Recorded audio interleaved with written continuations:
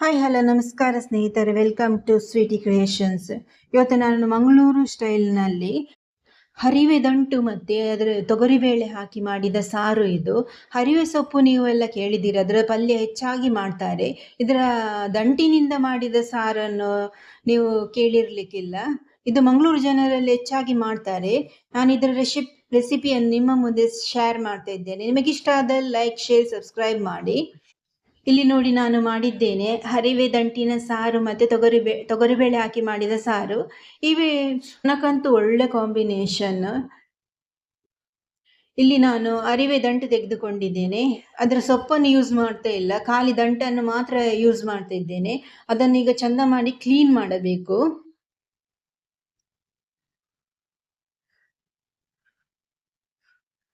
ನೋಡಿ, ಅದರ ಬೇರಿನ ಭಾಗ ಸಹ ಉಂಟು. ಅದನ್ನು ಒಂದು ಚೂರಿ ತಕೊಂಡು ಅದನ್ನು ಕ್ಲೀನ್ ಮಾಡಬೇಕು. ಮತ್ತೆ ಚಿಕ್ಕ ಚಿಕ್ಕದಾಗಿ ಅದನ್ನು ಕಟ್ಟು ಮಾಡಬೇಕು. ಅದು ಸ್ವಲ್ಪ ಗಟ್ಟಿ ಇರ್ತದೆ, ಸ್ವಲ್ಪ ಜಾಗ್ರತೆಯಾಗಿ ಕಟ್ಟು ಮಾಡಬೇಕು ಅದನ್ನು. ಇದು ಭಾರಿ ರುಚಿಯಾಗಿರುತ್ತದೆ. ಮಂಗಳೂರಿನವರು ಮಾಡುವ ಕೆಂಪಕ್ಕಿ ಅನ್ನಕ್ಕಂತೂ ಒಳ್ಳೆ ಕಾಂಬಿನೇಷನ್ ಇದು.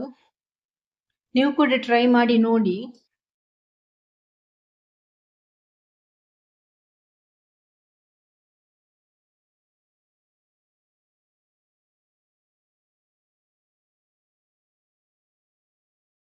ನೋಡಿ, ಎಲ್ಲ ಅರಿವೆ ದಂಟುಗಳನ್ನು ನಾನು ಕಟ್ ಮಾಡಿ ಆಯಿತು.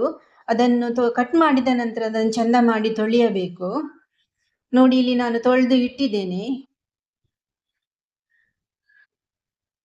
ಇದನ್ನು ತೊಳೆದ ನಂತರ ಒಂದು ಪಾತ್ರೆಗೆ ನಾನು ಹಾಕ್ತಿದ್ದೇನೆ. ಒಂದು ಪಾತ್ರೆ ಬಿಸಿಗೆ ನೀರು ಇಟ್ಟಿದ್ದೇನೆ. ಒಂದು 2 ಗ್ಲಾಸಿನಷ್ಟು ನೀರನ್ನು ಬಿಸಿಗೆ ಇಟ್ಟಿದ್ದೇನೆ. ಅದಕ್ಕೆ ತೊಳೆದಿಟ್ಟ ಅರಿವೆ ದಂಟನ್ನು ಹಾಕ್ತಾ ಇದ್ದೇನೆ.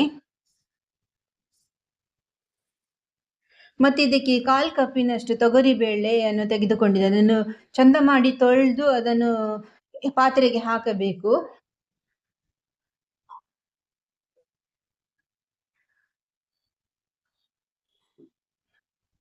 ತೊಗರಿಬೇಳೆ ಹಾಕಿ ಆಗಿದೆ. ಈಗ ಅದನ್ನು ಬಿಸಿಗೆ ಇಡ್ತಾ ಇದ್ದೇನೆ. ಸ್ವಲ್ಪ ಉಪ್ಪನ್ನು ಸೇರಿಸಿ ಅದಕ್ಕೆ ಮುಚ್ಚಳ ಮುಚ್ಚಿ ಒಂದು 15 ನಿಮಿಷಗಳ ಕಾಲ ಕುದಿಯಲು ಬಿಡಬೇಕು. ನೀವು ಕುಕ್ಕರಲ್ಲಿ ಬೇಕಿದ್ರೂ ಇಡಬಹುದು ಅದನ್ನು. ಈಗ ಅದಕ್ಕೆ ಬೇಕಾದ ಮಸಾಲೆಯನ್ನು ತಯಾರು ಮಾಡೋಣ. ಇಲ್ಲಿ ಬಾಣಲೆ ಬಿಸಿಗೆ ಇಟ್ಟಿದ್ದೇನೆ. ಅದಕ್ಕೆ 2 ಚಮಚದಷ್ಟು ಕೊತ್ತಂಬರಿ ಬೀಜವನ್ನು ಸೇರಿಸ್ತಾ ಇದ್ದೇನೆ. ಅರ್ಧ ಚಮಚದಷ್ಟು ಜೀರಿಗೆಯನ್ನು ಹಾಕ್ತಾ ಇದ್ದೇನೆ. ಮತ್ತೆ ಅರ್ಧ ಚಮಚದಷ್ಟು ಸಾಸಿವೆಯನ್ನು ಹಾಕ್ತಾ ಇದ್ದೇನೆ.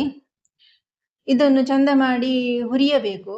ಹುರಿದ ನಂತರ ಅದನ್ನು ಒಂದು ಪ್ಲೇಟಿಗೆ ಅದನ್ನು ಹಾಕ್ತಾ ಇದ್ದೇನೆ. ನಾನು ಒಂದು ಪ್ಲೇಟ್ ತೆಗೆದುಕೊಂಡಿದ್ದೇನೆ. ಅದಕ್ಕೆ ಎಲ್ಲ ಮಸಾಲೆಯನ್ನು, ಹುರಿದ ಮಸಾಲೆಯನ್ನು ಹಾಕ್ತಿದ್ದೇನೆ. ಈಗ ಮೆಣಸನ್ನು ಹುರಿಯಲು ಹಾಕ್ತಿದ್ದೇನೆ. ಇಲ್ಲಿ ಗಿಡ್ಡ ಮೆಣಸು ಅಂದರೆ ರೌಂಡ್ ಚಿಲ್ಲಿ ಒಂದು 5 ತೆಗೆದುಕೊಂಡಿದ್ದೇನೆ. ಉದ್ದ ಮೆಣಸು 3 ತೆಗೆದುಕೊಂಡು ಅದನ್ನು ಚಂದ ಮಾಡಿ ಫ್ರೈ ಮಾಡಿ ಈ ಆಗ ಹುರಿದಿಟ್ಟಂತ ಕೊತ್ತಂಬರಿ, ಜೀರಿಗೆ, ಸಾಸಿವೆ ಅದಕ್ಕೆ ಹಾಕ್ತಾ ಇದ್ದೇನೆ. ಈಗ ಅದಕ್ಕೆ ರುಚಿಗೆ ತಕ್ಕಷ್ಟು ಹುಳಿಯನ್ನು ಹಾಕಬೇಕು. ನಿಮಗೆ ಹುಳಿ ಜಾಸ್ತಿ ಬೇಕಾದೆಲ್ಲ ಹಾಕಬಹುದು. ನಾನಿಲ್ಲಿ ಎಷ್ಟು ಬೇಕಷ್ಟೇ ತೆಗೆದುಕೊಂಡಿದ್ದೇನೆ. ಅದರ ಜೊತೆಗೆ ಬೆಳ್ಳುಳ್ಳಿಯನ್ನು ಹಾಕ್ತಾ ಇದ್ದೇನೆ. ಒಂದು 4 ಅಥವಾ 5 ಎಸಳ ಹಾಕಬೇಕು. ಅದರ ಜೊತೆಗೆ ಒಂದು ಅರ್ಧ ಚಮಚದಷ್ಟು ಅರಶಿನ ಪೌಡರನ್ನು ಸೇರಿಸ್ತಾ ಇದ್ದೇನೆ. ಇದಕ್ಕೆ 1 ಗಡಿ ಆಗುವಷ್ಟು ತೆಂಗಿನಕಾಯಿಯನ್ನು ಹಾಕಬೇಕು. ಇದಕ್ಕೆ ಸ್ವಲ್ಪ ತೆಂಗಿನಕಾಯಿ ಜಾಸ್ತಿ. ಹುರಿದಿಟ್ಟ ಮಸಾಲೆಯನ್ನು ನಾನು ಒಂದು ಮಿಕ್ಸರ್ ಜಾರಿಗೆ ಹಾಕ್ತಾ ಇದ್ದೇನೆ. ಈಗ ತೆಂಗಿನಕಾಯಿಯನ್ನು ಹೆರಿತಾ ಇದ್ದೇನೆ. ಹೆರ್ದಾಗಿದೆ. ಇದನ್ನು ಪೂರ್ತಿಯಾಗಿ ನಾನು ನೋಡಿ ಇಷ್ಟು ತೆಂಗಿನಕಾಯಿಯನ್ನು ಮಿಕ್ಸರ್ ಜಾರಿಗೆ ಹಾಕಿ ಸ್ವಲ್ಪ ನೀರನ್ನು ಸೇರಿಸಿ ನುಣ್ಣಗೆ ರುಬ್ಬಬೇಕು.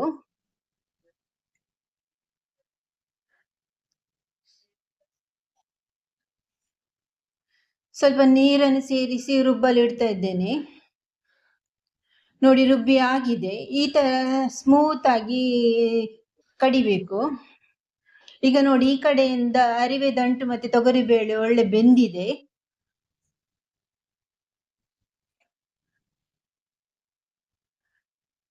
ಈಗ ಅದಕ್ಕೆ ಅರೆದಿಟ್ಟಂತ ಮಸಾಲೆನ ಸೇರಿಸ್ತಾ ಇದ್ದೇನೆ. ಸ್ವಲ್ಪ ನೀರು ನಿಮಗೆ ಹೆಚ್ಚಾಗಿ ಬೇಕಿದ್ದಲ್ಲಿ ಸೇರಿಸಬಹುದು. ತುಂಬಾ ತೆಳ್ಳಗೆ ಮಾಡೋದು ಬೇಡ, ಸ್ವಲ್ಪ ದಪ್ಪ ಇದ್ರೆ ಒಳ್ಳೆ ರುಚಿ ಕೊಡ್ತದೆ ಅದು. ಈಗ ನಿಮಗೆ ಉಪ್ಪು ಕಮ್ಮಿ ಆದಲ್ಲಿ ಉಪ್ಪನ್ನು ಕೂಡ ಸೇರಿಸಬಹುದು. ಇಲ್ಲಿ ಸ್ವಲ್ಪ ನಾನು ಹಾಕಿದ್ದಾಗ ಅರಿವೆ ದಂಟಿಗೆ ಹಾಕಿದ್ದ ಉಪ್ಪು ಸಾಕಾಗ್ಲಿಲ್ಲ. ಈಗ ನಾನು ಸೇರಿಸ್ತಾ ಇದ್ದೇನೆ. ಈಗ ಮುಚ್ಚಳ ಮುಚ್ಚಿ ಒಂದು 5 ನಿಮಿಷಗಳ ಕಾಲ ಕುದಿಯಲು ಬಿಡೋಣ. ಅದು ಮಸಾಲೆ ಕುದಿಬೇಕು ಚಂದ ಮಾಡಿ. ಈಗ ಮಸಾಲೆ ಕುದೀತಾ ಇರುವಾಗ ನಾನಿಲ್ಲಿ ಒಗ್ಗರಣೆಯನ್ನು ತಯಾರು ಮಾಡ್ತಾ ಇದ್ದೇನೆ. ಒಂದು ಬಾಣಲೆ ತೆಗೆದುಕೊಂಡಿದ್ದೇನೆ, ಅದಕ್ಕೆ ಸ್ವಲ್ಪ ಎಣ್ಣೆಯನ್ನು ಹಾಕ್ತಾ ಇದ್ದೇನೆ. ಅದಕ್ಕೆ ಒಂದು ಅರ್ಧ ಚಮಚದಷ್ಟು ಸಾಸಿವೆಯನ್ನು ಹಾಕ್ತಾ ಇದ್ದೇನೆ.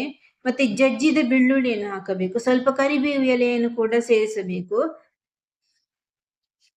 ಇದನ್ನು ಒಳ್ಳೆ ಗೋಲ್ಡನ್ ಬ್ರೌನ್ ಬರೋ ತನಕ ಫ್ರೈ ಮಾಡಬೇಕು.